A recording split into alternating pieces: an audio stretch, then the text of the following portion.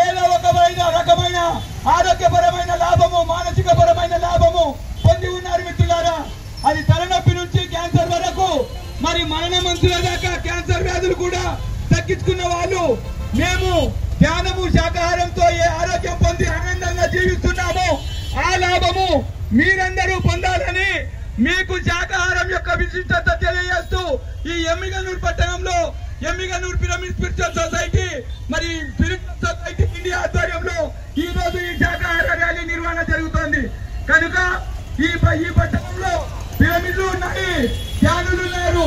మీరు అక్కడ పిరమిడ్ల దగ్గరికి వెళ్లి ధ్యానం యొక్క విశిష్టత గురించి తెలుసుకొని మీ యొక్క రోగాలను, మీ యొక్క అనారోగ్య సమస్యలను తొలగించుకోవడానికి ధ్యానం ఉపయోగపడుతుంది.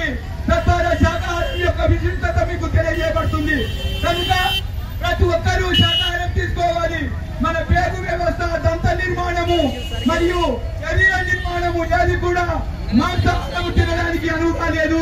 మాంసాహారం తినడానికి మన శరీరం అనువుగా లేదు. కనుక మీరందరూ శాకాహారం తీసుకుంటూ స్వచ్ఛమైన శాకాహారం ద్వారా మీరందరూ శాకాహారం యొక్క విశిష్ట తెలుగుని శాకాహారము తీసుకుంటూ భగవద్గీతలో చెప్పినటువంటి 8 రకాల పాపాలను మీరెవరు కూడా కట్టుకోవద్దు.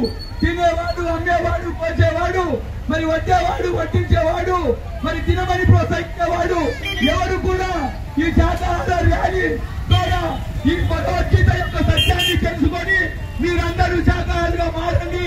శాకాహారం యొక్క విశిష్టత ద్వారా మీ జీవితాన్ని ఆరోగ్యంగా ఆనందంగా చేసుకోవాలని కోరుతూ పట్టణ వాసులకు